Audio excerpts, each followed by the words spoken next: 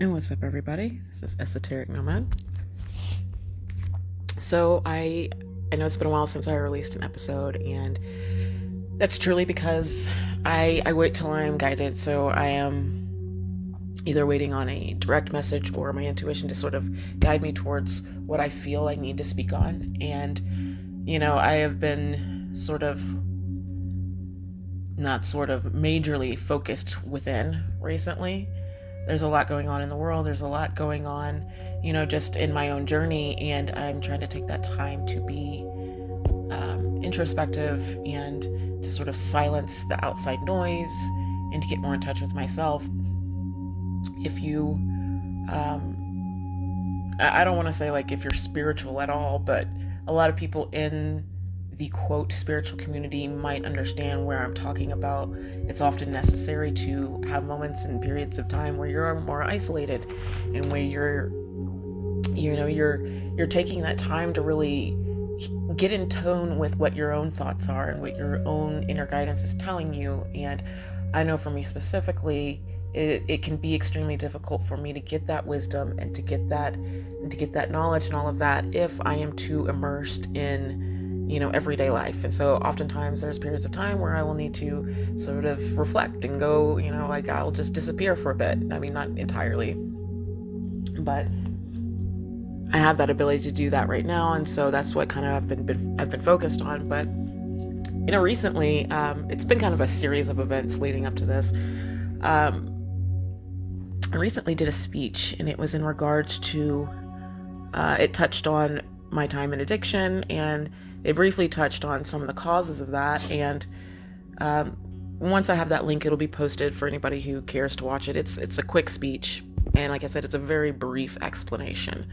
I only had about 10 minutes, and I don't even know if I made it to 10 minutes, but I only had about 10 minutes to explore a very important theme in my life, which was how me not having a sense of self-identity really at all was sort of one of the causes to me, seeking out, drugs and alcohol is what got me into addiction.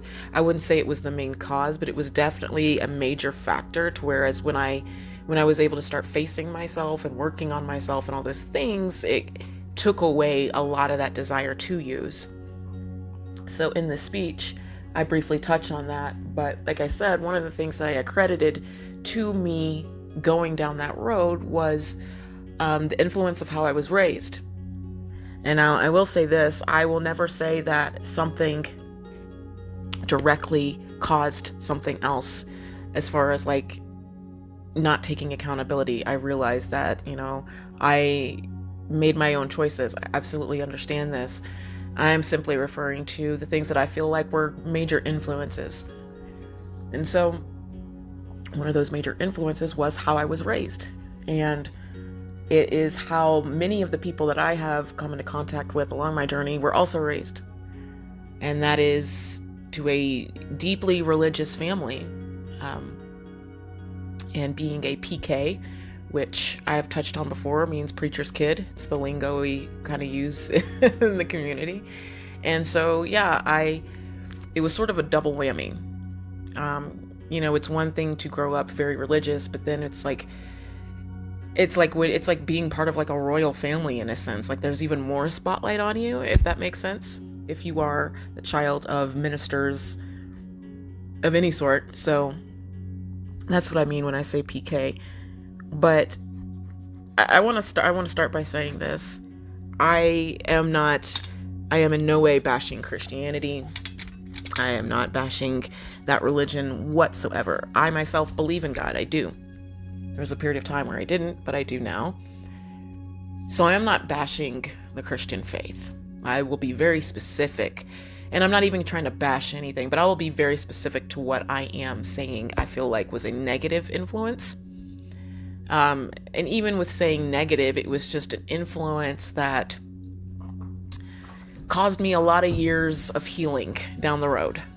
I'm choosing to sort of take the lessons and the positive out of that, so it's no longer a negative experience in my life. But at the time, it did cause some wounds and some, caused me to go within in a major way. And so That's what I mean when I say negative influence. But when you grow up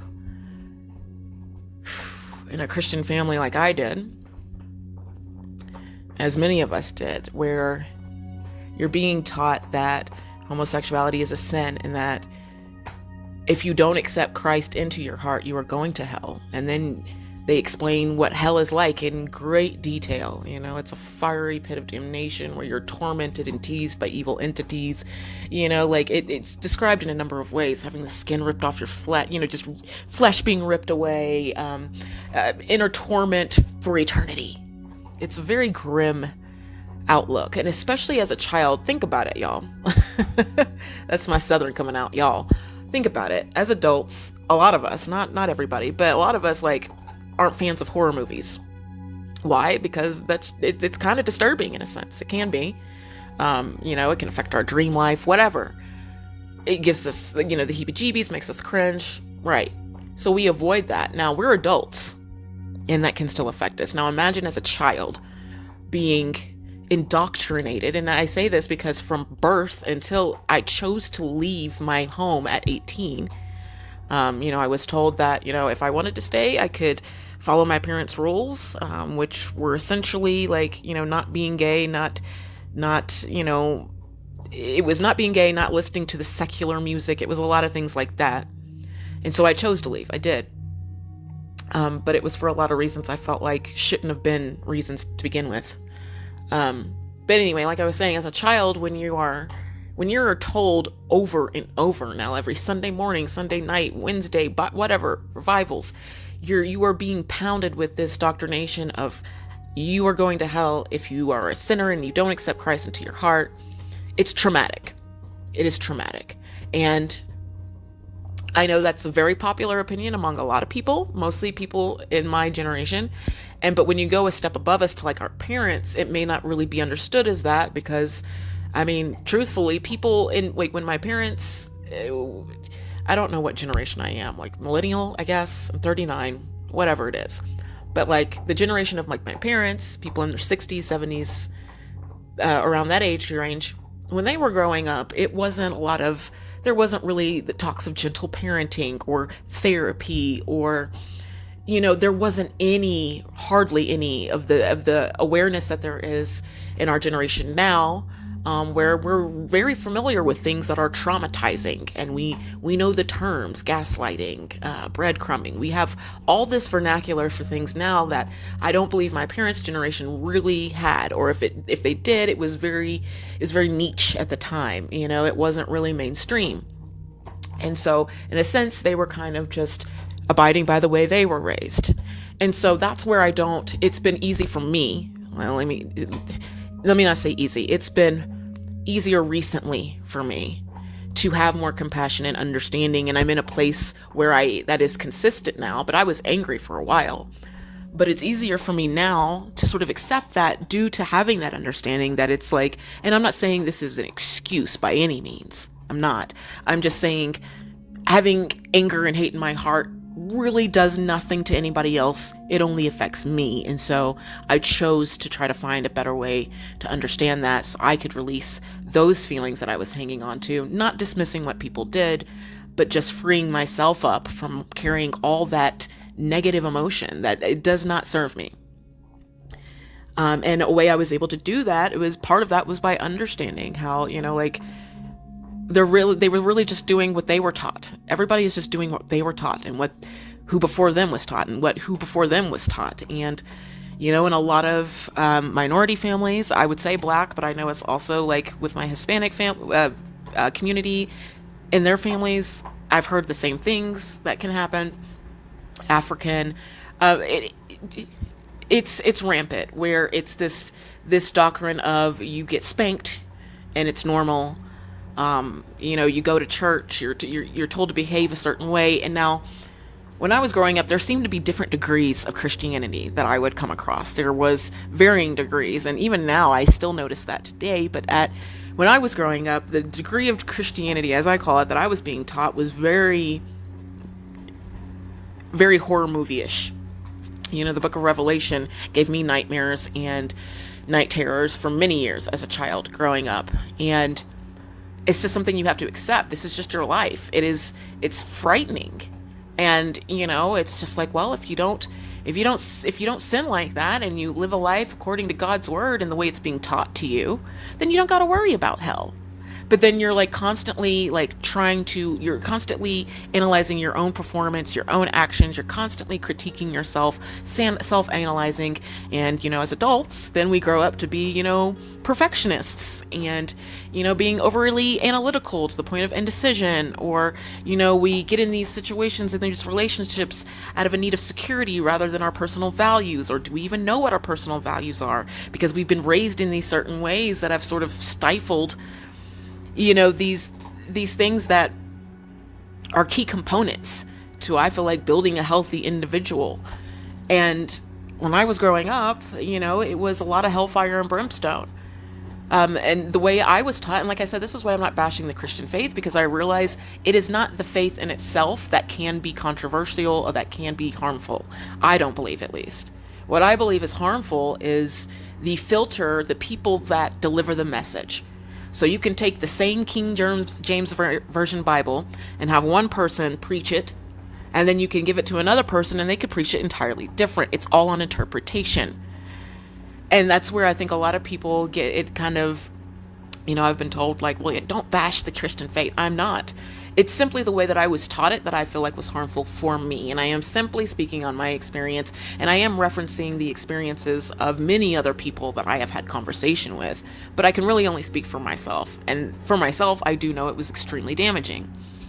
I never understood why, as a person, and to just have natural feelings of, I ended up, having feelings for girls at an early age, and to be told that this was immoral and an abomination based off of how the pastor was interpreting the Bible and how my parents were interpreting the Bible, not necessarily taking into account the books of the Bible that have been redacted and what the original versions said or what the original versions were referring to.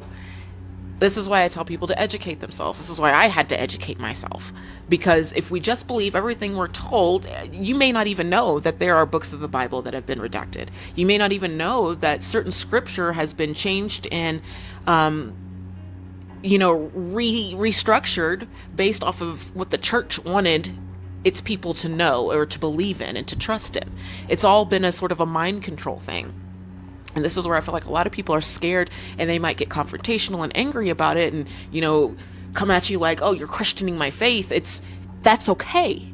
I'm not questioning your faith. I'm questioning my faith, and maybe it'll help you analyze yours a little closer. And if you don't want to analyze it, you don't have to.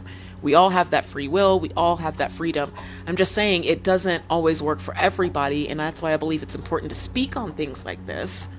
Because not all of us are meant to go down the same path. Not all of us are supposed to take the same templates and just make a life for ourselves. That doesn't work that way for so many of us. And so that's why I choose to speak on these things.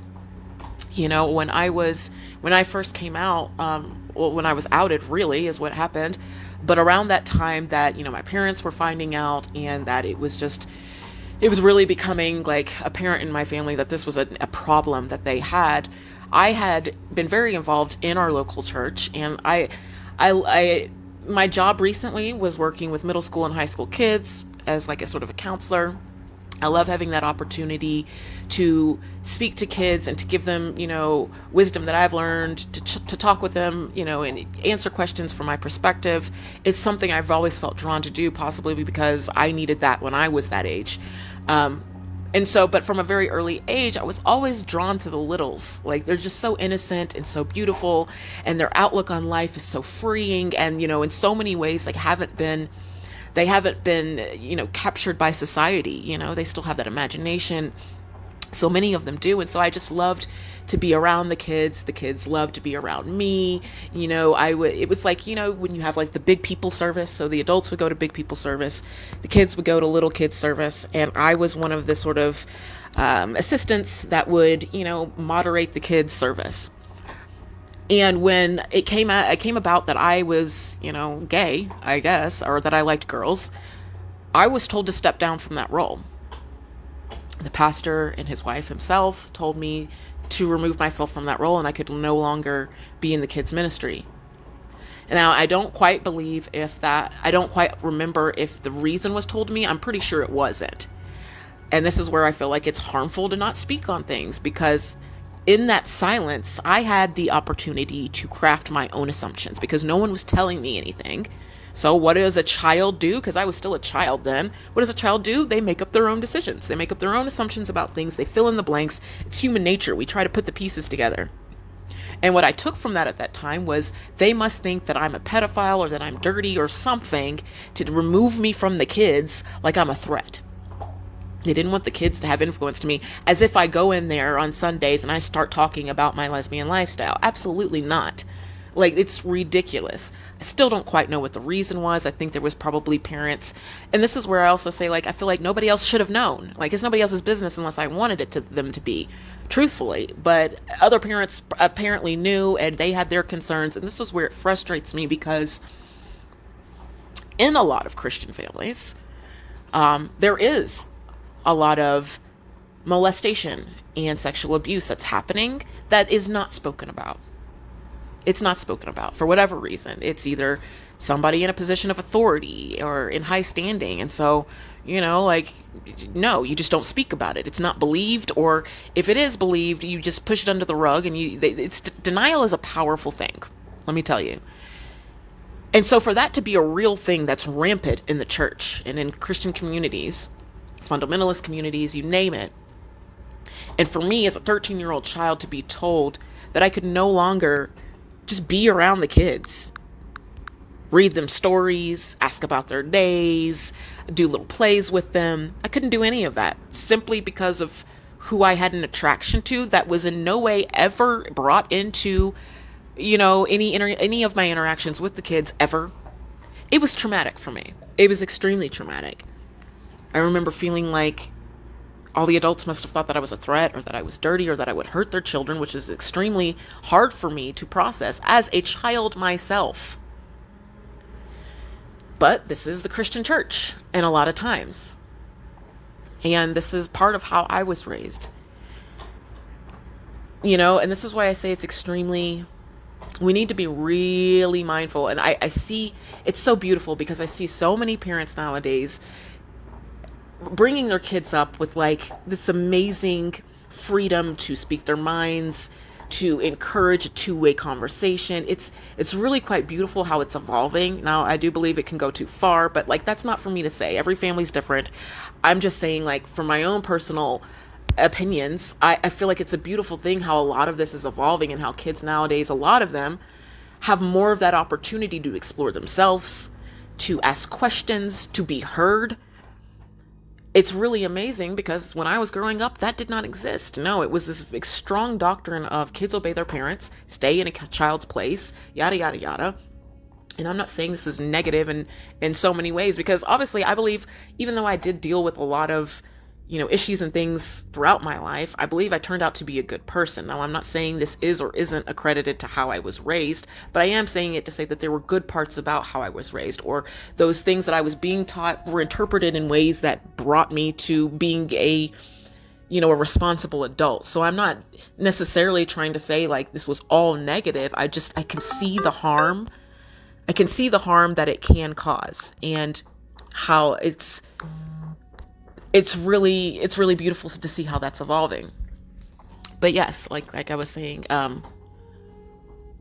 that is a brief, a very brief. I feel like I'm going to do a couple of these where I'm just kind of going over some things that I experienced in my youth as a child growing up.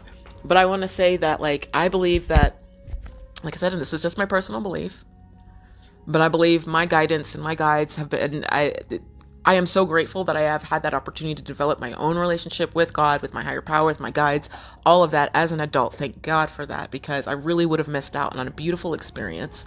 And what I have been told, and what I believe sits well with my spirit now, are, things that I was not raised to believe whatsoever. I worry that, in a lot of family structures that do still kind of go old school with the Christian faith, hellfire and brimstone. I was just recently watching this documentary on the Duggars and how they grew up Christian fundamentalist, and how they kind of, it's an acronym. There was some guy at that time who was sort of preaching and delivering this message and this whole curriculum on how to raise your families and your kids. And, it was ridiculous. Some of the things that were in these pamphlets and like that they were teaching these people, it was a lot of repression and like, oh, girls can't show their shoulders and this and that. And a lot of us in a Christian who grew up Christian might look at that as extreme. But what I'm telling you is that anything can be extreme depending on how it's delivered. And even Christianity, like, I don't believe I was raised as extreme as, say, the Duggars were, but I do believe that it was still traumatic. It was still very traumatic in a sense. And so, like I said, I believe that Christianity, that religion in general, is not a one-size-fits-all template. It's not. Everyone should have that freedom and that right, I believe, to explore that on their own. And I believe that includes children. I believe children should be included in that. So yes, I'm not saying that, you can't, bring your kids to church or whatever. No, but I'm just saying, like, please encourage your kids to ask questions. And if they do have questions, to not shame them, to allow them to develop their own relationship with God, with whoever. Let them have that freedom to explore it, because if you don't, what can happen when you repress things, when you tell kids that things are wrong or immoral and you don't really explain why other than you're just telling them to, it can end up and result in a lot of harmful behaviors as they get older. If you follow the Duggar story, you know what I'm talking about. But that's just one example. Like there's so many documentaries on this stuff now, guys. It's sad how many documentaries there is. But yeah, I'm going to leave it with that today. Like I said, I think I'm going to make this like a couple of part series where I'm just sort of talking about my time with, how I was raised and how it was a very cult-like influence at the time. And how, as a child, a lot of the things that I was taught were very traumatic. And that's the thing. We don't always have that insight and that perspective to see what's going to be traumatic to who. When I was going through my training to work with these kids, we learned about big T traumas and big little T traumas or something along that matter. Meaning it's like some traumas we consider huge, right? Like sexual abuse, and little traumas can be, I don't believe we should really rank them, but I'm just saying a little trauma could be sort of equated to how I interpreted the book of Revelation. It's like, in a sense, it was just something that was being taught to me. I wasn't being physically harmed, but the way I interpreted that as a child, it fucked with my head. And so it was traumatic for me. So that's just an example. But that's what I'm saying. We don't get to decide what's traumatic for people, but a lot of things are. And I don't think a lot of people were really thinking about that at the time. A lot of people just thought they were taking their kids to church and just they were doing the thing and then it was all okay. I hope things are changing. I think there's a whole mass of people out there in the world that were either PKs themselves or that grew up just Christian. I know there's a lot of people in the LGBT community who have trauma from being raised that way, conversion therapy. I got taken out of my high school. Like I said, I got prayed over and as if I had a demon. And there was so many things I experienced growing up that as a child were very traumatic to me. And so I hope that society has been waking up to this really, and that we're no longer forcing our children to believe these things or that we're questioning them ourselves. I feel like everybody should have that freedom and that right to explore things on their own because we're all here for different reasons. We all have something different to share. And like I said, we don't get to decide what's traumatic to one person to the next. But all right, I'm going to leave y'all with that for now. Thanks for tuning in. I have some friends that have kind of been down this road with me that I hope to be bringing on with their own opinions with this topic. But yeah, until then, stay safe out there in these cosmic streets and everybody take care. Bye.